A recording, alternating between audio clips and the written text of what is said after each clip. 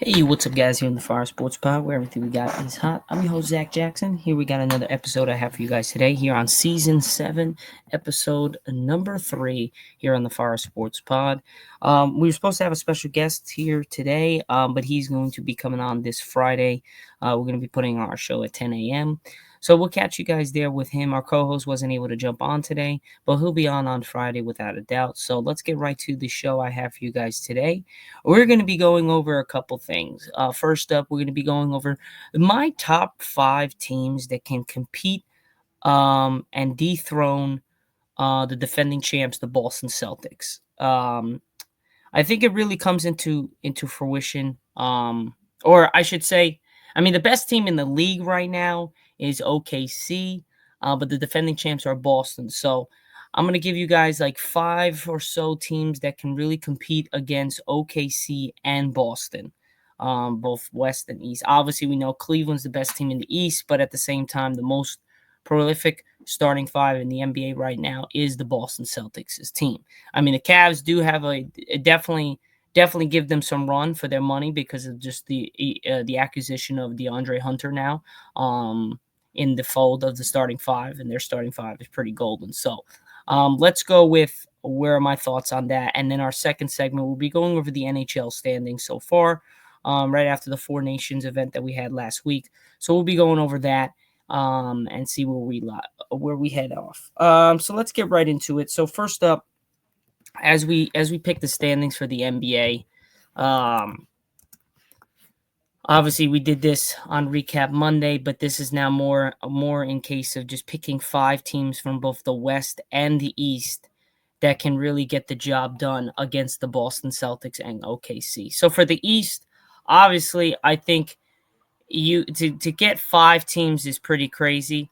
I'd probably go with Cavs at number 1 to dethrone the Celtics. Um, I would go number 2. I would have to go with the Knicks, just because they're the second best team, to dethrone the Celtics. Um, I would take the Bucks. Um, I would take the Pistons. Um, if we're just talking about the East now, when we do a combined nation, there's not going to be a lot of East teams that can really take down the Celtics. Um, so that's pretty much that for the East. I mean, I don't think there's a lot of teams that can definitely be. I don't think the Bucks can beat the Celtics in a 7-game series. Do I think that the Bucks can beat the Cavs in a 7-game series? Probably not either. Pistons definitely not. We said that on Monday. I just think that they're just too young this year. Next year they'll be much better than they are now, and they're really good right now. So in the grand scheme of things, I would say there's probably only 5 teams that can dethrone the Celtics. I'm gonna go with the Cavs, the Knicks, the Bucks, the Pistons. You can put the Pacers and the Magic in there, but it's really gonna be hard for those teams. Now for the West, you have the Thunder at number 1. Who can really compete against the Thunder? I think it's the Grizzlies. Um, I think it's the Nuggets. I think it's the Lakers. I think it's the Warriors, and I'm gonna go on a limb here. I think it's the Mavericks. If they can get healthy, the Mavericks can really take it to the Thunder, with their size and ability to play defense. The Grizzlies, I don't know. I just don't like them that much. The Nuggets, obviously, the Lakers, we know what. And then I like the Warriors. They're three-headed monster now. Draymond, Steph, and Jimmy is playing out of their minds. They just won again last night by over 30 against the Hornets. Again, it's the Hornets, but still, they're like 6-1 in the 7 games so far with Jimmy Butler. It's pretty crazy. So, and they shouldn't be Dallas. They should be 7-0, not 6-1 when they lost that one lone game. So I would say definitely those teams really have a shot of dethroning OKC. And we don't know, is OKC going to be that team left standing in the Western Conference to be in the NBA Finals? I'm not so sure. I think they're really good. We got to give them their flowers. They're playing unbelievable basketball. And on top of that, Shea is going to be the MVP. And if he doesn't, then he got robbed because he is playing out of his mind. Even the losses, this guy's dropping 35 plus. And they're not getting killed. It's really close losses. So, I think OKC and Cleveland are both the best teams in each of their conferences, but I think that the Celtics could get the best of this of the Cavs. Do that mean I'm going for them? No, I'm going for the Cavs, but still, in a 7-game series, it's going to be tough to beat Boston 4 times. It's going to be tough. Especially that home crowd in TD Garden, and then just the way they play and the dynamic they play on both sides of the ball is pretty crazy. On the road, they're great, and at home they're better. They're not that as good as they are away from TD, but they'll pick it up come playoff time.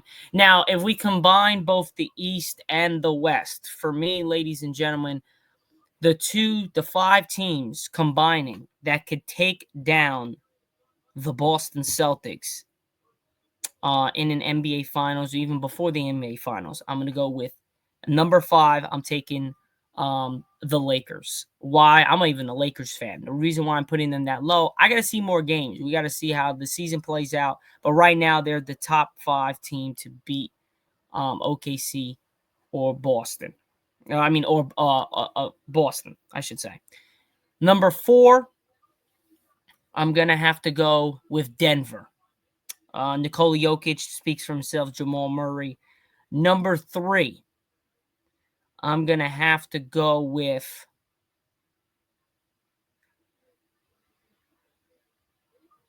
that's a good one. I'm going to have to go with the Warriors. I think they can get the job done against Boston in an NBA Finals matchup. Actually, no, scratch that. I'd probably put Denver at 3, Lakers at 4, Warriors at 5.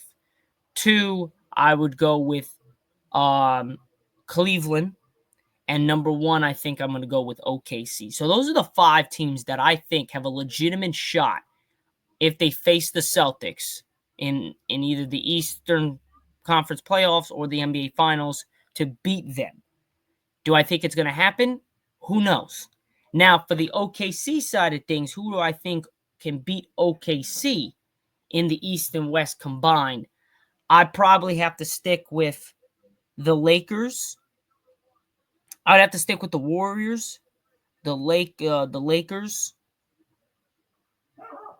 I would say the Nuggets, the Cavs, and I go with the Celtics. I mean, again, you would maybe ideally put the Cavs above the Celtics because of just the record wise. But I mean, Celtics has got that championship competitiveness. They got that championship IQ, and they've won it already. OKC hasn't. So I definitely think they definitely have a legitimate shot to take down the Celtics. It's going to be interesting. It's going to be interesting to see. I really think that this playoffs is going to be one of the best.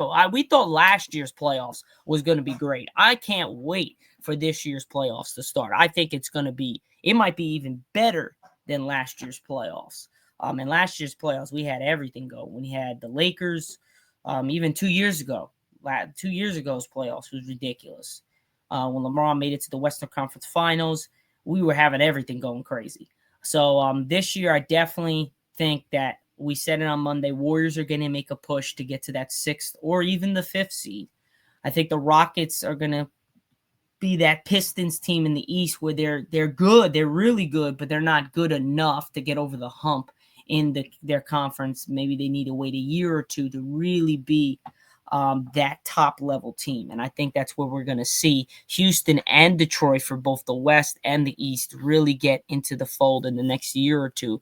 You'll see them really competing in the playoffs and competing to try to win a championship, because I think both teams have a legitimate shot in the future at getting something at least close to an NBA Finals run.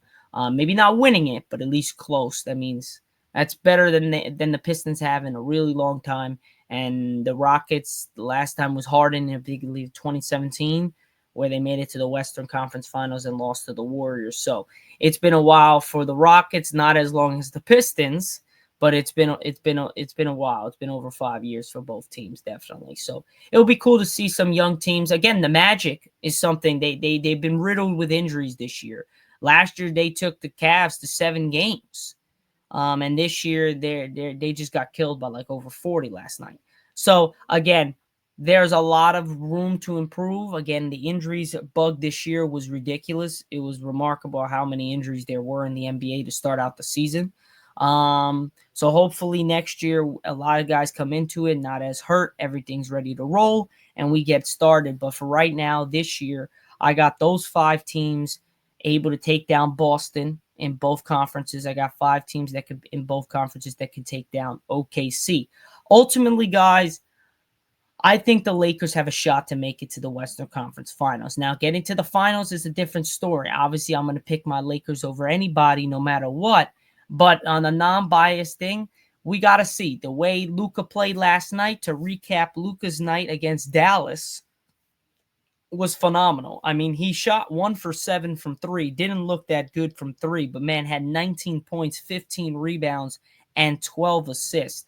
Guy was all over the place controlling the ball. Jason Kidd, his former coach, threw the entire kitchen sink at him, and he was able to mimic and put in place where he wanted his teammates to be, and he was getting them easy buckets, easy shot attempts. It was just night and day. I mean, we only won by 8 or so, 7 or 8, but still got the job done. The win is all that matters against your former team, just recently traded 3 weeks ago. To get that dub is a big time. But in April, Dallas will play the Lakers in Dallas, so it'll be his first time coming back to Dallas after the trade. That's where I could see Luka going off for like 40 plus and really showing like, damn, you guys missed out and left me. And now I'm here with the Lakers and we about to win something. Like that type of response, I think is going to come when they play each other in April. And April's right around the corner, ladies and gentlemen. We're already February 26th this Wednesday. April's right around the corner. So we got about a month and 2 weeks away from that game. So can't wait for that. That's another game that's circled on the calendar.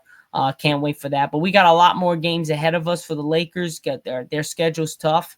We're going to be playing some of the best teams in the league for both Western or Eastern. I can't wait. That just will show if we're ready for this deep run or we need still work. But nonetheless, we've been playing really well over the last, I think, 16 games. We're like 13-3 or 14-4, something around those lines. Playing amazing basketball. So I think if we continue on this track, the Lakers will be good to go. But nonetheless, I think the East and the West did not expect, if I'm being honest, did not expect the OKC to have this only a few losses on the season as well as the Cavs. And we're only like 20-something games left in the season. It's pretty remarkable how well both those teams have done. I think I see them probably losing maybe approximately 20 games total for both teams. Because I think OKC has 11 losses, Cleveland has 10. I think both of them lose about 9 or 10 more games before the end of the season ends. Now, I could be totally wrong, and they can lose only 15, 5 more each. But they've been playing out of their mind. I don't see them slowing down anytime soon. But we'll see how the rest of the season pans out, and if we'll be making our NBA playoff picks right before the playoffs start. We'll also be making our March Madness picks. I think March Madness starts March 16th, so we'll be making our picks right before that starts. Can't wait for that. It's going to be a great show, great time with that. And other than that, guys, that's pretty much it. We're going to be moving on to the NHL standings that we have so far, post of the Four Nations event. That was probably the best thing for the NHL. I would say it was probably one, if not the best, marketing standpoint, media standpoint, for the game. Because a lot of people, like, I'm at Montclair State, like one of my classes, like nobody watches hockey. No one even has any insight. No one has a team. They don't watch it at all. And I think hockey's losing. It's like not as bad as baseball, but we at least have your squad. You have people that like baseball and follow baseball back and forth, back and forth. NHL's been dying down. Like a lot of people that I talk to don't really watch the NHL. Like a co-host, Irv, he's going to get into the NHL because, again, on the podcast and stuff like that, so we could talk about more topics and more sports. But he's not a big NHL guy. He rarely watches the sport. But that Four Nations event that we had the last week and a half, everybody was watching it. I mean, Stephen A. Smith was on a plane back from wherever he was, and everybody on the plane was watching the game, Canada versus USA. And obviously, we know the whole spew with the Canada USA thing. But in the face, that was the biggest thing. It was like an Olympics. It was like Team USA versus France when the basketball team won it. Like, that's how locked in everybody was. So I think we definitely got to keep this, or like change. I don't know if they could. They're saying they might change a format to it next year, or change it up, change the name of it, blah blah blah blah. But or add more teams. I think this is going to be pretty cool. Obviously, maybe it can't be every year, but it can be like an Olympics thing, or like an every 2-year event thing. So like people can like be ready for it and look forward to it every 2 years or so. I think it's going to be pretty cool for the NHL. It's definitely going to bring in more eyes, more people to actually watch the NHL. Excuse me. And it's not just for like just regular teams and stuff like that are in the United States. It's everybody. It's different nations. It's different countries involved in it. And again, it's similar to the Olympics, and which I think a lot of people love. I mean, everybody watches the Olympics. Till it doesn't matter if you don't like gymnastics, you're gonna tune into it. It doesn't matter if you like swimming. It doesn't matter if you like track running. You're gonna tune into, because it's USA, and you're in the Olympics. It's one of the biggest events in the world, if not the biggest event in the world. So it's going to be pretty cool, and I can't wait to see what happens in the next couple years for the NHL and see what they do with this. But I think that's kind of what the NBA and the NHL All-Star games, not in that extent. I mean, NHL and NBA, there's two different types of sports, but in the same grand scheme of things, all the All-Star games, except for maybe the MLB, it's okay. I mean, I don't mind it. But all the other All-Star games, there's nobody like really going at it. Obviously, you don't want to go at it because it's like it's a cool event. You're supposed to have fun, but we don't want to see like the best of the best play against each other, and it's like a shit show. It's literally like, all right, we're gonna pass the puck. He's gonna score. We're not gonna score. We're not gonna stop the goal because it's an All-Star. Or the NBA, we're just gonna have the bunch of these dudes throw lobs left and right, shoot 3-pointers from half court. That's not the name of the game. That's not real sports. That's just messing around. And as a viewer, as a podcaster, and as a person that loves sports in general, we want to see the best of the best. That's why I said I'm pushing for that NBA one-on-one tournament for the All-Star game, because I think that would enhance the NBA All-Star game and weekend, knowing that the best of the best is going one-on-one with each other. The NHL, the Four Nations thing, really helped captivate the sport and bring more people together, more people to watch the NHL. And I think it's been great so far. I haven't seen people been excited about the NHL in a really long time. Like, people that don't even watch the NHL were watching that Four Nations event. So I think that did really well to open the eyes of people that have been closed for a while because they just never really got into it. My dad, in case of point, he never really watches the NHL, but he watched the Four Nations event, especially the last game, USA versus Canada. And he was really into it. He even said at dinner a couple of days ago, USA should have won, which they should have. They had a chance. Austin Matthews had like 3 goals and 3 shots in the goal that were right there in overtime, and he missed them all. Kudos to the Canada's goalie, but still, like, that's how like invested some people are that don't even watch hockey. Like, he's not a hockey guy. Like, he'll watch it when it's on, like if I'm there or people that he knows that are watching hockey.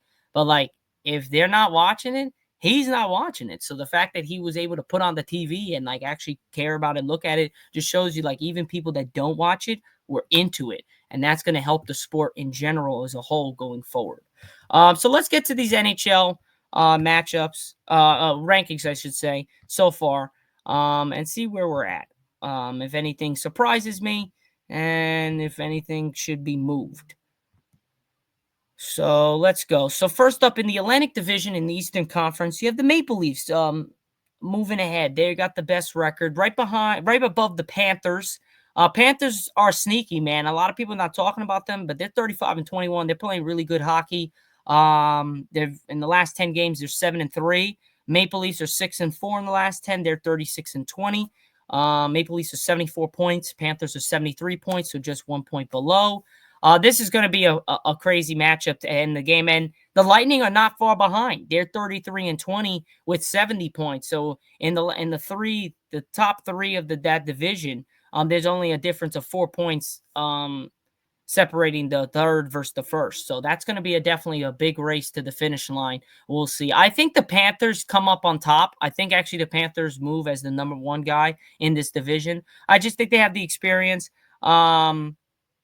But I think the Maple Leafs will give them a good move, a good run. But I think the Maple Leafs definitely make it.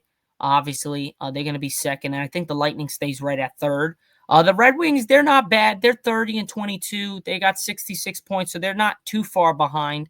And then once you get lower than that, the Senators, they're doing much better than they did last year. They're 29-24, but with 62. I mean, they could definitely come up, but they got to really hope for like people to lose. And I don't really see the Lightning. Maybe the Lightning, maybe they have a bad stretch, but I don't see the Panthers and the Maple Leafs losing like catastrophic losses, like freaking going on a 8-game losing streak. I don't see that happening. The Bruins are very surprised this year. Had a feeling the last 2 years they've made the playoffs. They were really they've been really good over the last couple years. I had a feeling that something was going to go wrong this year. Their health has been really questioned throughout the entire year. They just can't stay healthy, and then their defense is very, very inconsistent. But it just shows 27-24. But they still have 62 points, so they're still neck and neck with the Red Wings. They're only down by 4, and they're only down by 8 to the Lightning. So you could get a push. They have the experience. They have the veteranship there. They could make a run. I just don't see it though. Canadians, they're doing much better than last year. I think I like the way they've been playing this year. Maybe they haven't been winning as many games, but at the same point, I think the Canadians can beat a lot of teams. They've shown it time and time again, but they just have some strain of bad luck sometimes. They're 3-6-1 in the last 10, and their last like 4 games they've been in the games. The Sabres, again, 24-27. They're okay.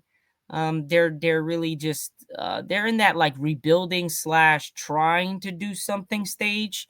I think Canadians are in that field too. I think the Bruins are gonna have to kind of like revamp their roster and really try to rebuild some of the stuff because they got some older guys on that side, and I think they really gotta change that up. Now the Metropolitan Division, which is the division of the Rangers and the Devils, this division is ridiculous. I mean, the Capitals are 38-12.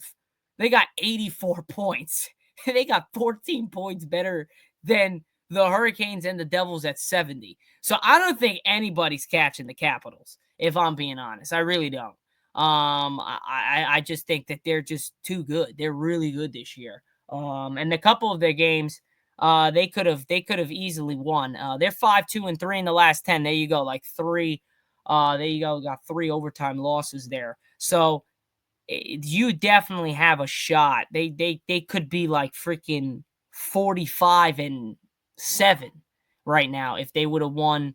If they would have took out those 3, it would have been 41. They definitely could be better than what their record says, but their record is still ridiculous. 38-12 is nuts. But the Hurricanes are not far behind in the win column. They're 33-21. The loss column, they're 9 back, and they're 14 points behind. The Devils, they're doing really good this year. Had a feeling last year was a shit show of a season for them, and definitely knew they were going to come back.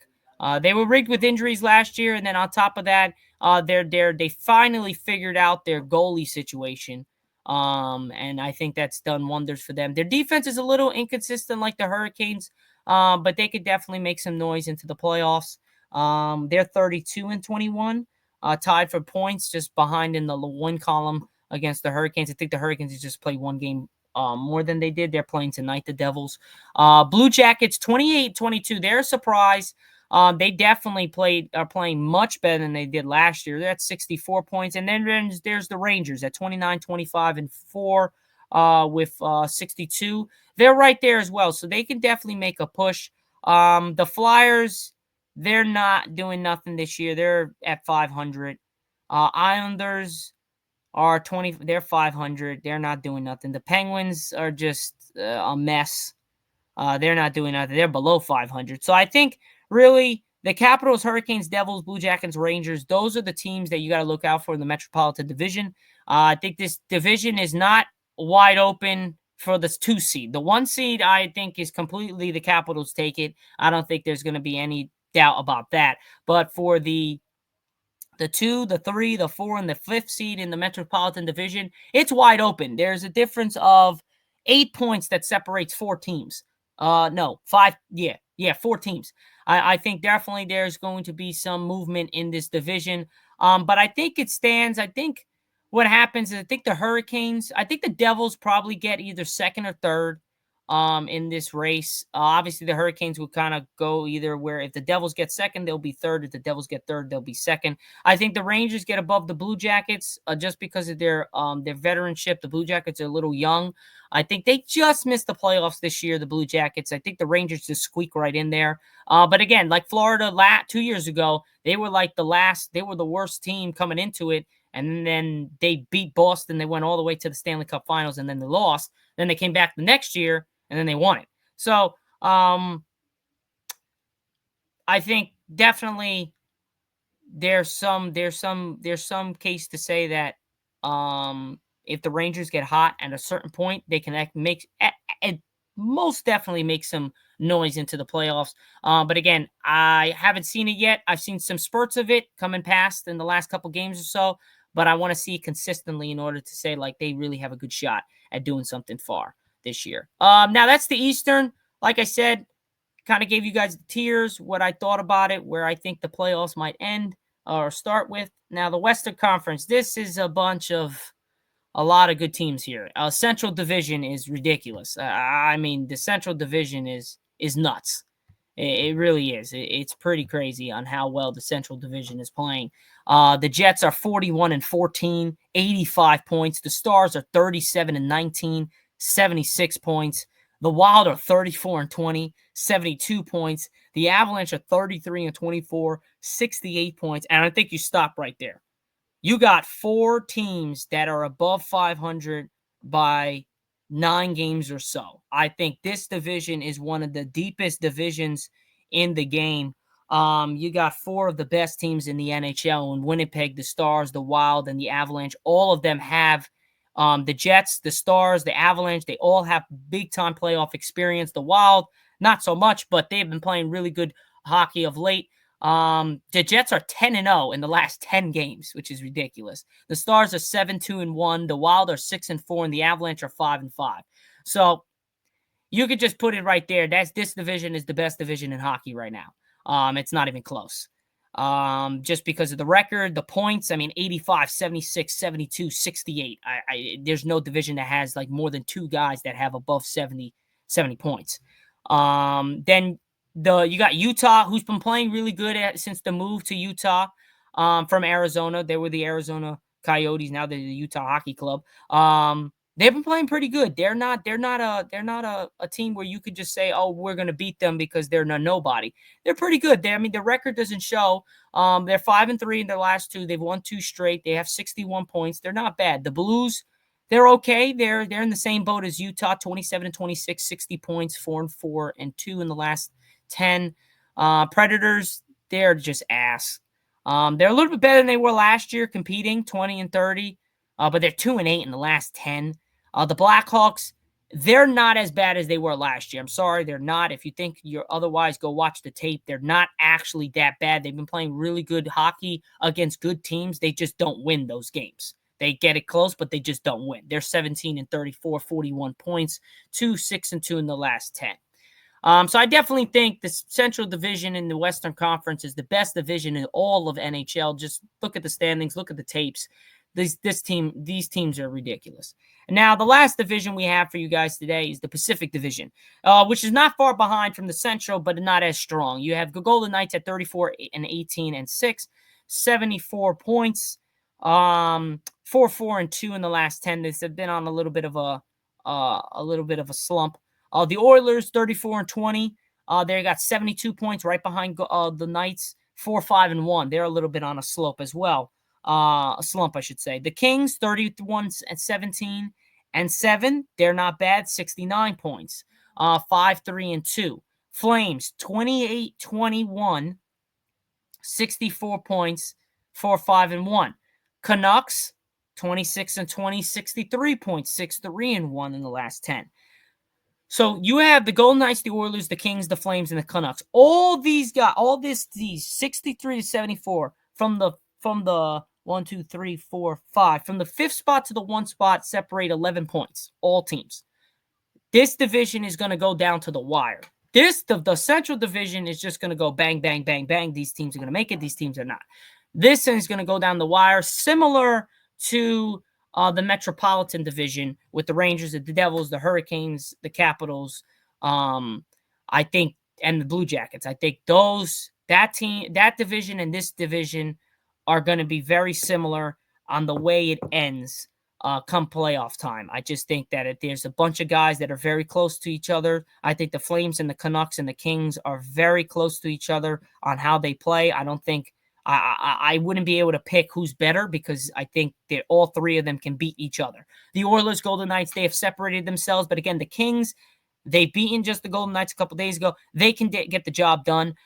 They're not as bad, but I think the Golden Knights and the Oilers have kind of separated themselves. I think those two are the main guys in this division. I think the Kings, Flames, and Canucks will be fighting for that last one spot. And then I think the same thing goes. But again, Pacific Division, even I think has the best teams, and I think they have the best division in hockey right now.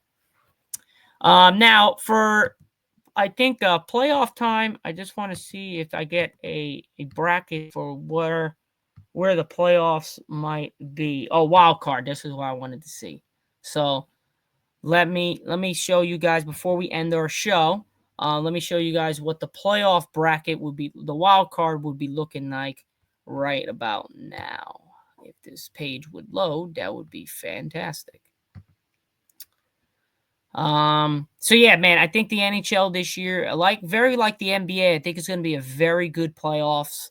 I think a lot of teams are very competitive, especially in that Western Conference. I mean, you can go to both divisions. You got about 5 to 10. You got about 5 to 10 actual competing teams that could win the Stanley Cup this year. That's how good that Western Conference is. In the East, you got the Capitals, you got a bunch of teams, you got the Devils, you got the Hurricane, you got some other teams.